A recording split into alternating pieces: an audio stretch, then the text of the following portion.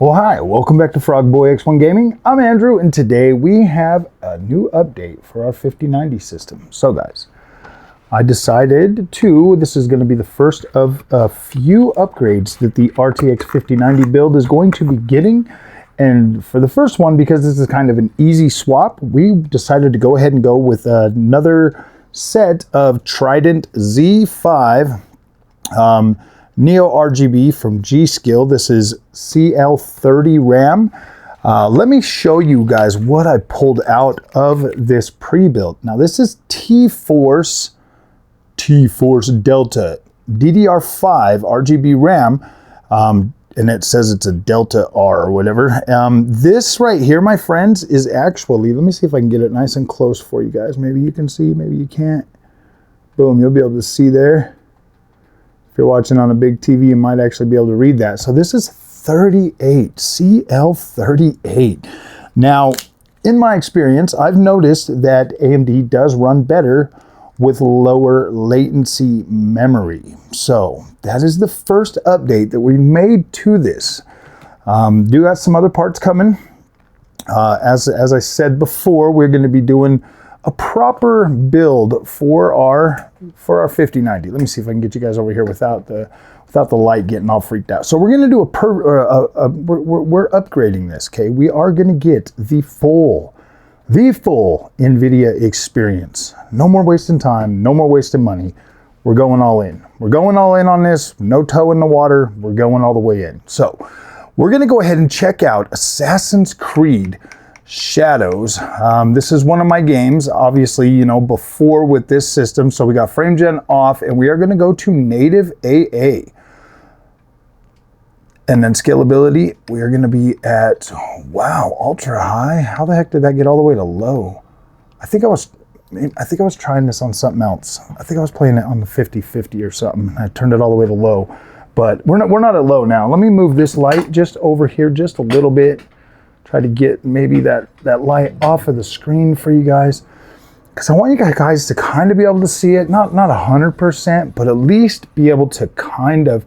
So is what we're doing is we're going to look at this because we want to see how much of an upgrade just memory can make, because I have a feeling that it kind of does, especially in a game like Assassin's Creed Shadows where there's ray tracing effects in there. Because let me be fair, when I'm playing on the 5090 build, okay, if I'm playing a game that doesn't have ray tracing, I'm not noticing a stutter problem, anything, no issue at all. With this T-Force being 38 and this here being CL30, lower latency is usually better for Ryzen products. So we're going to go ahead and jump into this. I've got my little reset right here. I will have a link in the description for the exact memory kit that I am using. So let's go ahead and fix those 1% lows. Now we're not using any upscaling or anything, and wow, we're at 60. We're legit 4K 60 when we're about 4K 55. Like we were. Let's run over here. Let's get in here just a little bit. Let's see what our 1% lows are sitting at. So go ahead and reset that. We're about we are still having a little bit of 1% low. Now this is still a 7800X 3D, and towards the end of the video I'll tell you what we got. Because we spent about $1,000 today. We spent about $1,000 today. So as you can already see, because we're right here in the town, okay, and normally in the towns, that's where you're going to notice. That's where I was noticing the most. I mean, actually, I don't even think we were in town. I think we were a DX12 error. Ooh, now we got a crashing problem. I literally just put these in there. This is the first game I've jumped into, so that the memory might still be training itself or something. That's the beauty about AM5 is once you put the new memory in there, it will start retraining it. If I go into Task Manager real quick, pull up the this right here. We're running at 6,000 mega transfers, where on this we were capped out at 4,800 mega transfers, and now we are running sweet at 6,000 with Expo turned on. Expo is enabled. And I did have it enabled on this. It just would never hit, 6,000. And yes, we do have resizable bar and all of that is enabled, obviously NVIDIA GPU. So resizable bar is enabled on there. Yeah, so let's get back into this game real quick. I don't know why we got, I mean, we probably got the DX12 thing because of the thing. And as you can see, our RAM is running at 40, or no, that's our, yeah, so there we go, 60. Actually, I don't think I have the RAM thing set on there to tell us, but look at now our CPU is actually getting a little bit higher too. I think we used to be running this CPU at like 46 or something. I think it was at 4600 megahertz with that old RAM, but now we're bumping up into like 48, 47. So we're definitely getting a boost there. Yeah, look at that, 4700, 48. Yeah, so we're actually getting a boost that way.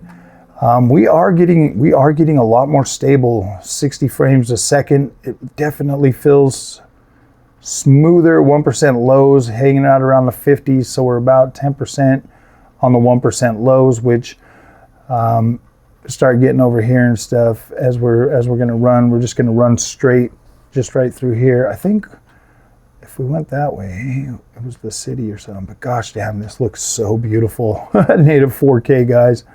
Native 4K on this game just looks absolutely beautiful. You get like this beautiful look to it. Yeah, that's running a lot smoother than it normally would have. Maybe I should try Black Myth Wukong again. See how that runs. So I mean, we're about 56 in the average right now. So we're about a frame more, but we are smoother. Does look a little bit smoother. Yeah, I'm not noticing any of that, like that jutteriness that I would notice before, because I can usually see it. It would be like the screen is kind of like strobing a little bit, but now, wow, this is really nice. Much smoother. We're still getting the frame time spikes and stuff though.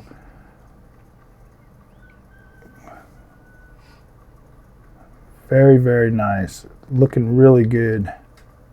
This is just an absolutely beautiful game. If you guys do not have Assassin's Creed Shadows, I suggest you pick it up right now while it's on sale for $41 freaking, man.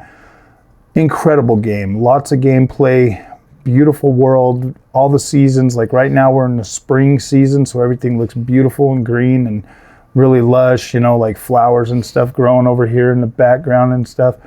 This game is absolutely beautiful and such a beautiful game. When you're able to run this at 60 frames a second on a 5090, yeah, I mean, that's crazy that an Assassin's Creed game has to have a 5090 to run maxed out at 4K, but hey, I'm not going to complain, because if I flip on quality, boom, well over freaking 60 frames a second.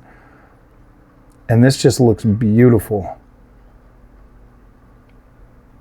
Yeah, so I would say frame rate is probably close to the same. Not really seeing a massive boost. I mean, we were kind of, you know, hanging out around 60 frames a second, but I would say we're about where we were. We were about 55 frames a second or something before, and that's where we're sitting right now. 10%, 1% lows are. I think the 1% lows are a little bit higher though. I'll have to go back and look at some of my early footage from the Assassin's Creed on this build, but I do think that we've gotten at least a little bit, maybe one frame, just by changing our RAM. And that's not a bad thing, because now it feels more stable. It definitely feels more stable. This is nice. This is the exact same thing that I noticed because on my, let me see if I can find those. On my AMD system, I had the Vengeance Pro in there, and these are CL36. So just one more step down. And this is the exact same thing that I noticed going from that to the CL30s was a smoother overall experience. Like, this feels nice. This feels very clean now. The overall experience just feels, it feels really, really good. And if we go ahead and turn on, let's just put DLSS to quality. There we go. We got some quality. Now let's see how much that straightens that out. You get a lot of jitteriness inside the freaking, okay, so now we're sitting about 80 frames, which is good because the image quality still looks absolutely identical.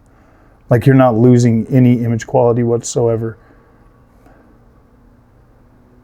Huh, wow. That is quite impressive. So yeah, we're about the same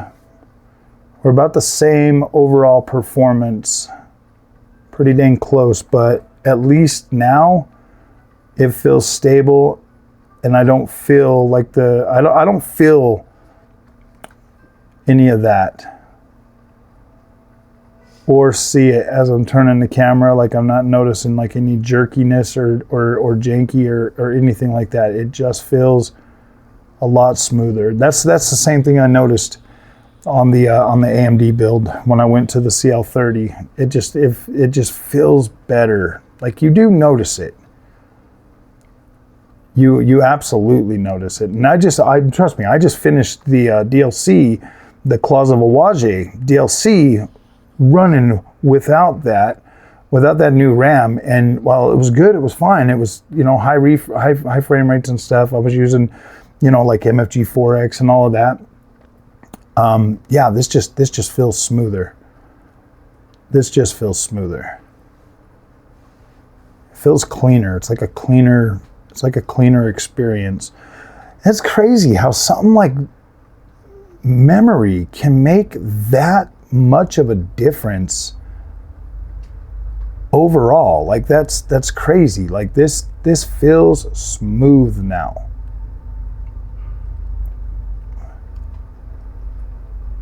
To be fair, this is probably the closest I've ever had. This is probably the closest I've ever had my memory timings on an NVIDIA system, because yeah, obviously when I bought this, it came with this. So, and then when I bought the older pre-built, and I changed the memory on that and stuff, and then this one here, obviously, you know, I was running, you know, the Vengeance and stuff. So yeah, this is technically the closest I've ever got to my CPU running better with the RAM timings and stuff on any NVIDIA card I've ever tested.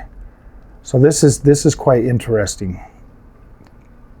I'm gonna have to test some more games. I'm gonna be looking at this some more to see if this is something that really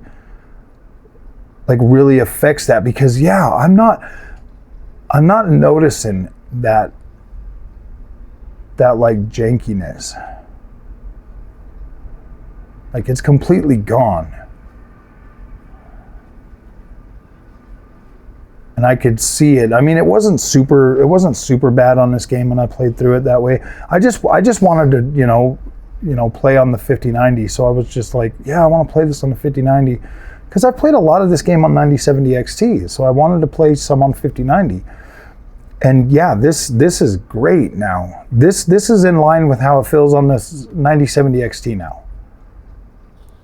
That's what this feels like on the 9070 XT. It like feels smooth, just like this. So man, that's crazy. That is freaking crazy. The RAM will make that much of a freaking difference.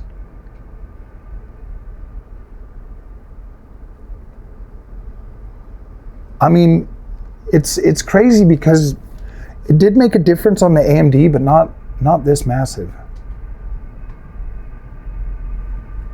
Because AMD, like, trust me, there are some games on NVIDIA that feel smooth, but normally the ones with ray tracing are those are the ones that have the most egregious flicker. Wow. That's impressive. So guys, like I was saying earlier, we spent some money on this 5090 today. We're gonna be pairing this with a 9950X 3D. Already bought, 750 buckaroos. Should be here sometime within the next week or so. I did buy the case that I wanted. I bought the Asus Prime, but sadly it will not fit the board that I got, which is the Asus ROG X870E-E Wi-Fi. Somebody in the community actually provided that board. They actually reached out to me and asked me if they could send it to me, and I was like, all right. And so he sent me actual pictures of it being sent today. So I was like, wow, that's it's quite generous. It's like a $500 board. And so getting that board, I was like, all right, I gotta do it. Like, I gotta pull the trigger. I gotta buy the 9950X 3D, because you don't get a nice board like that that's got like the power stages and everything that you would need, and then pair it with a freaking cheap CPU. You just don't do that. Like, that's weird. And RAM, you know, I bought the RAM. I was gonna get a 64 gig kit, but I could get this one faster. I wanted to like have something to cover. Later in the future, you know, after a while, I might still go to 64. Just, I don't know if it's completely necessary just yet, but yeah. And then I got the, I got the RAM, I got the case, I got the CPU and the motherboard. So all I need now is an AIO. Obviously we're going with a full Asus build, so now I just need to find another Asus case that's going to actually fit all of that, or fit that board well, and then give me enough, you know, space and all of that stuff. So hopefully pretty soon we'll get all this taken care of, and we'll get the 5090 paired with a good system, so that it is so that it's allowed to stretch its legs. I don't want it to be hamstrung. I don't want it to be a bad experience. I don't want to sit and make videos that are negative about the 5090, because this is an awesome experience, and I want to be able to give you I want to be able to give you guys an honest representation of what it's like for somebody like me that was a console gamer 4 years ago, and perfectly okay with a GPU like a 9070 XT experience. Like, I am perfectly okay with that, to give you like the consumer point of view of how it is to have a 5090 and have it like fully functioning. So, all right, my friends, if you guys like this content, do not forget to like and subscribe. I'll see you guys in the next one. Thank you so much for watching.